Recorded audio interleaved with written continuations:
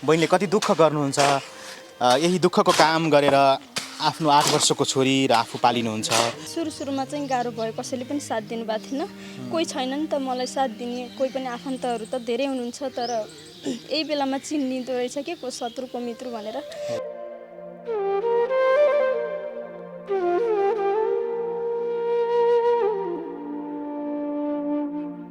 अघाएर थुकेको काखा हो काखा, खोजेर नि पाउँदैनौ याद राख, मेरो अभाव कसैले मेट्न नसको, तिम्रो सहर छोडेर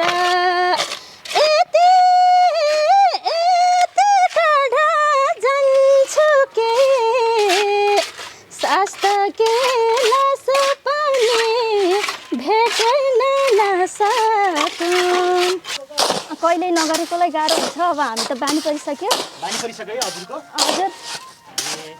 सुरुमा त लास्टै गाह्रो हुन्थ्यो होला नि है? एकदमै गाह्रो हुन्थ्यो। कतिचोटि त गाली पनि खाइयो। हजुर।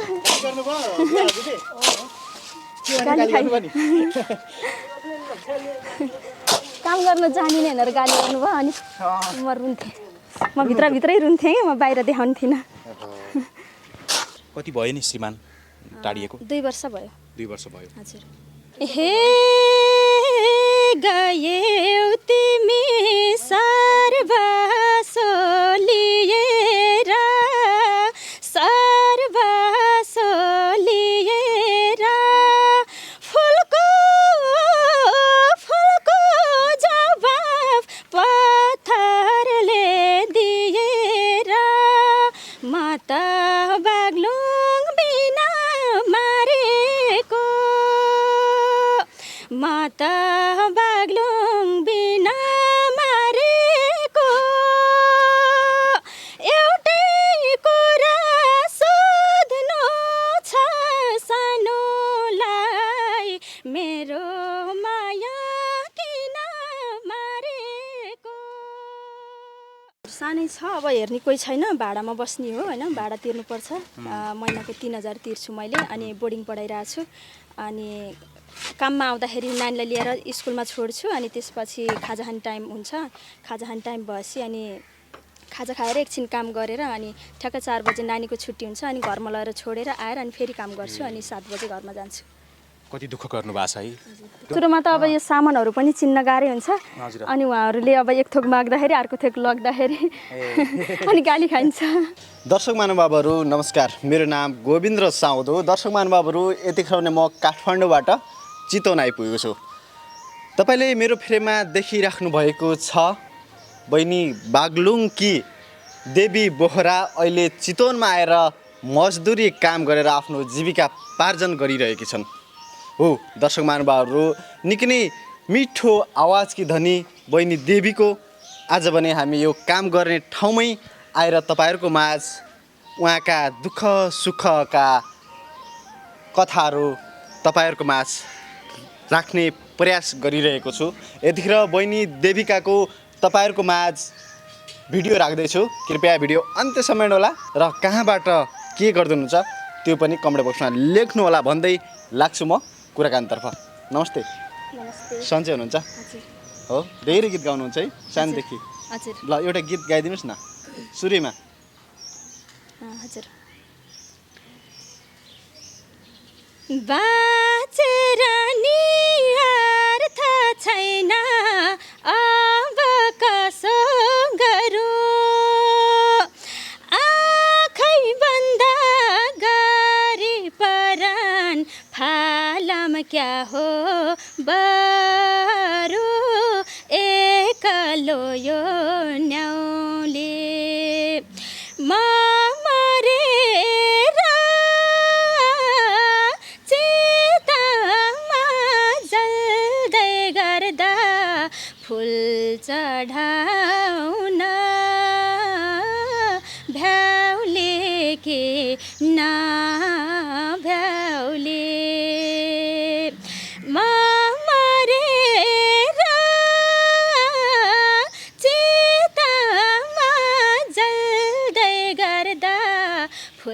चढाउन भ्याउले के नभ्याउले। हजुर यति। कति मिठो स्वर है। हजुर कहिलेदेखि यति मिठो गीत गाउन चाहिँ सुरु गर्नुभयो तपाईँले? म सानैबाट गीत गाउँथेँ। सानैदेखि हजुर। गायिका भन्ने ठुलो सपना थियो? हजुर एकदमै। यति मिठो गीत गाउनुहुन्छ है। हजुर धेरैभन्दा धेरै कसको गीत चाहिँ मनपर्छ नि? एकदमै विष्णु माझीको पनि सुन्छु मैले, अनि शान्तिश्री परियार अनि कुशल बेलबासी दाजु, अरू धेरैजनाको पनि सुन्छु तर कम मात्रामा सुन्छु, धेरै जसो उहाँहरूको। दर्शक महानुभावहरू, बहिनी देवी बोहराको गायिका बन्ने सानैदेखि सपना थियो। गरिबीकै कारणले गर्दा उहाँको सपना पुरा हुन सकेन।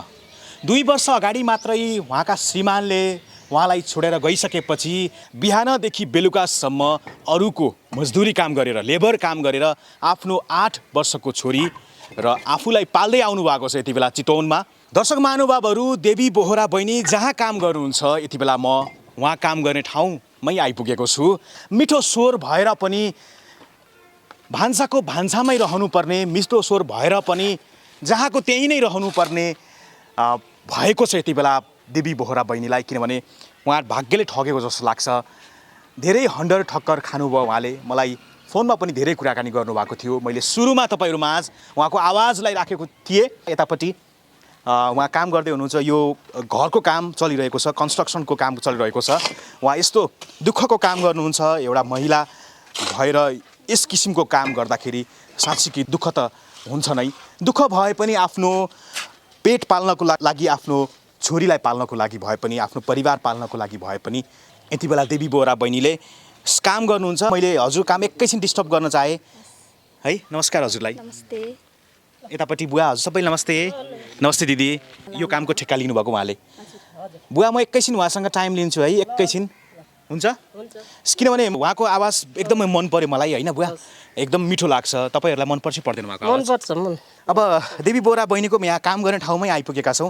सुरुमा मैले धेरै भूमिका बाँध्न चाहिने, एउटा मिठो गीत सुनाउनुहोस्, त्यसपछि अरू कुरा गानी गरौँला। सुन्छ। सक्यो अब जिन्दगी मेरो त उजाड लाग्छ यो सेरो फेरो त दुनियाँले एक्लै गराएको मान्छे मलाई नसोध ए मलाई नखोज हो म त रुँदा रुँदै आँसुमा हराएको मान्छे मलाई नसोध ए मलाई नखोज हो म त रुँदा रुँदै आँसुमा हराएको मान्छे। कति मिठो गीत गाउनुहुन्छ तपाईँले। तपाईँको स्वर साँच्चीकै एकदमै सुरिलो छ। मैले मात्रै भन्छु कि यो अरूले पनि भन्नुहुन्छ बहिनी? भन्नुहुन्छ सबैजनाले, धेरैजनाले मन पराउनुहुन्छ मेरो स्वर। हजुर। जस्तो यहाँ काम गर्दै हुनुहुन्छ तपाईँ, यहाँ काम गर्दा गर्दै पनि कहिलेकाहीँ उहाँले गीत गाउनुहुन्छ बुवा? कहिले कहिले गाउनुहुन्छ। हजुर राम्रो गाउनुहुन्छ। हामीलाई नि खुसी लाग्छ उनको गीत सुन्दाखेरि। कहिले कहिले अब यस्तै बिरुवा चलाएको गीतहरू मनमा लिएर गाउनुहुन्छ। अब कति भयो हजुरहरू उहाँसँग भेटेको? कति भयो? हामीसँग काम गर्न थालेको 2-2.5 वर्ष जति हामीसँग काम गर्न हिँड्छन्, मजदुरी गर्छन्, खान्छन्, आफ्नो पेट पाल्छन्, बिचरा दुःख पाइछन्। हामीले साथमा लिएर हिँडिरहेका छौँ काममा। जति उनको मेहनतको फल दिइरहेको छ, त्यही फल मेहनतको फल लिएर गएर आफ्नो पेट भर्छन् बिचरा। अब के गर्ने, यस्तै दुःख सुख। पछि थाहा पाउनुभयो नि तपाईँले? सुरुमा आउँदाखेरि थाहा थिएन नि उहाँले यति मिठो गीत गाउनुहुन्छ भन्ने कुरा? पछि अब हुँदै काम गर्दा गर्दै यताउता उनको पनि अब आफ्नो श्रीमानले अब त्यस्तै भयो। दुःख पाउनु भएको छ है एकदमै। दुःख पाइन्। अब चाहिँ अब अलि दुःखै भयो। हामीले उनलाई साथमा लिएर उनको अलिअलि सहयोग गर्दै, सहयोग त के उनको आफ्नो कमाइ खाइरहेकी छिन्।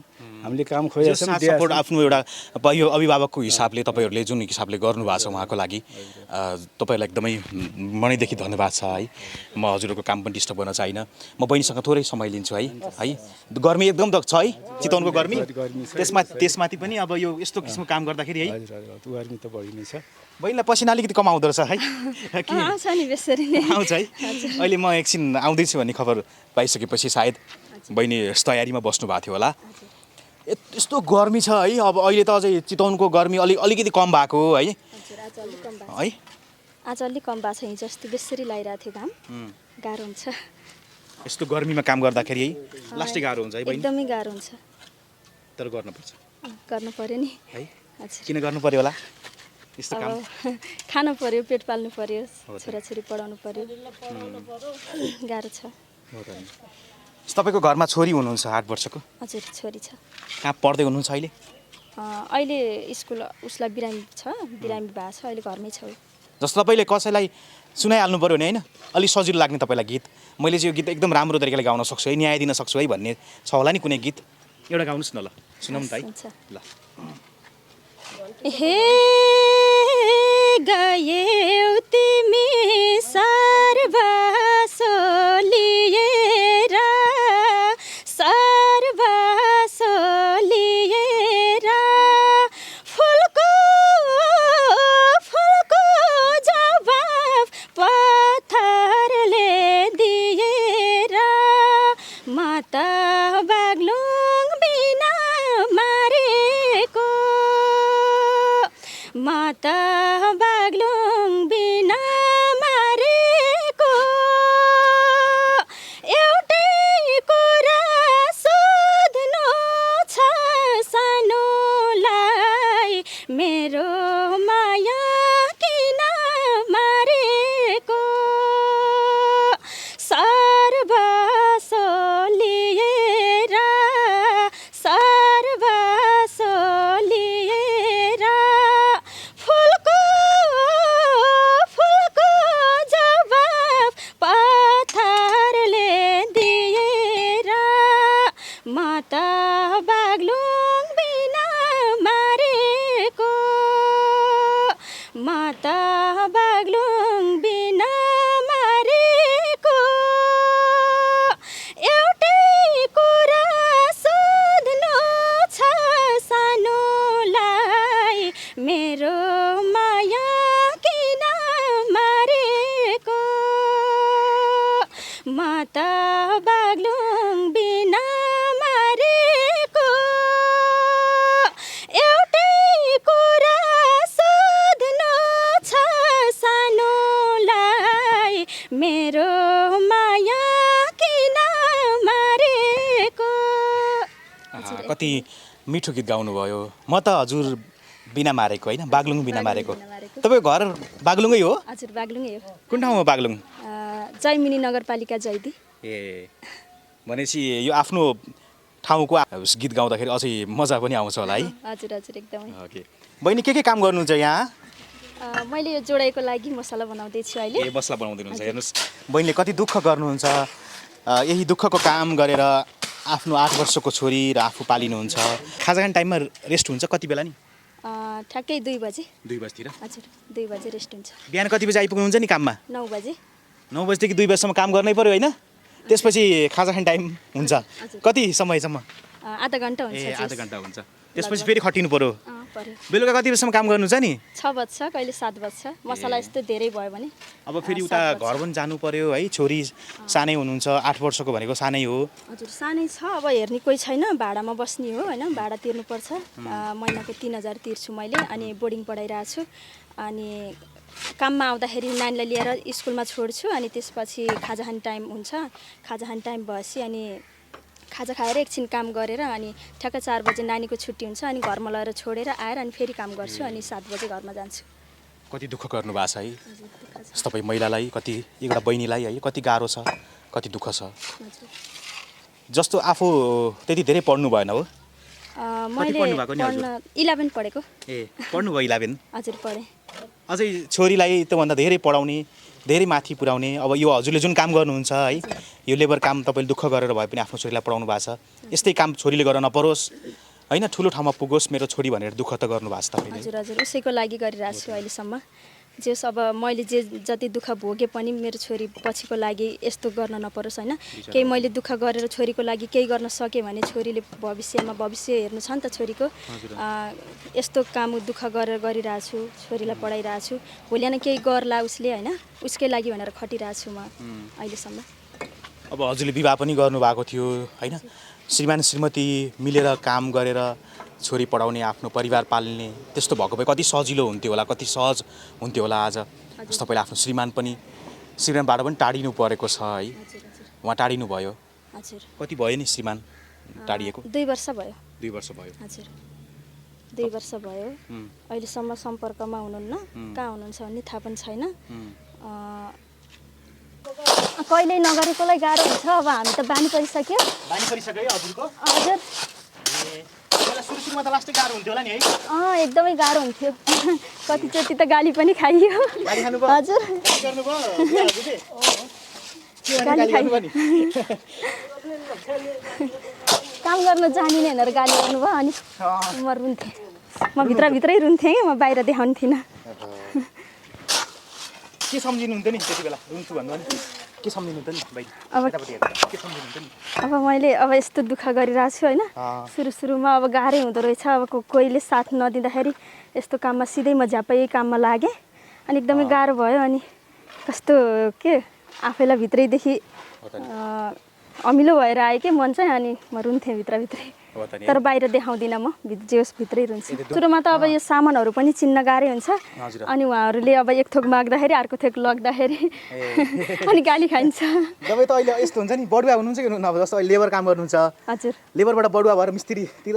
होइन, मिस्त्रीको नि गर्छु मैले, जोडाइ गर्छु अनि प्लास्टर पनि गर्छु। मिस्त्री गरेको काम हेर्नुपर्छ बहिनीको ल। पहिला लेबर गर्नुहुन्थ्यो, अहिले त मिस्त्री काम पनि सिकिसक्नु भयो। अब हल्का हल्का सिक्नु भएको छ, तर बिस्तारै अब राम्रो गर्न त राम्रो आउँदो रहेछ उहाँलाई पनि। अब बडुवा हुने होला नि त लेबरबाट, होइन बहिनी? मिस्त्रीमा हेर्दै जाउँ कस्तो हुन्छ। मिस्त्रीको त तलब पनि त बढी हुन्छ नि? हुन्छ। हजुर कति हुन्छ नि, कति पाउनुहुन्छ नि? मैले 700 रुपियाँ। ए, अनि मिस्त्री कति हुन्छ? मिस्त्री त 1000 रुपियाँ हुन्छ। यस्तो काम गर्दा गर्दै कहिले काहीँ हुन्छ नि एकदमै थकाइ लाग्दाखेरि, हुन त थकाइ लाग्दाखेरि फेरि बस्नुपर्छ होला। कहिले काहीँ थकाइ लाग्दाखेरि थकाइ मेट्नको लागि गीत गाउनु चाहिँ गाउनु न हजुरले बहिनी? गाउँछु, रेस्ट गाउनुहुन्छ? हजुर। जस्तो अब अहिले काम गर्नुभयो, थकाइ लागेपछि अब कस्तो गीत गाउनुहुन्छ हजुरले रेस्ट गर्दाखेरि? थकाइ महसुस, थकाइ मेट्नको लागि? अघाएर थुकेको काखा खोजेर नि पाउँदैनौ याद राख, मेरो अभाव कसैले मेट्न नसकुन्, तिम्रो सहर छोडेर यति टाढा जान्छु के, शास्त्र के लासो पनि भेट्न नसकुन्। यस्तै है ल।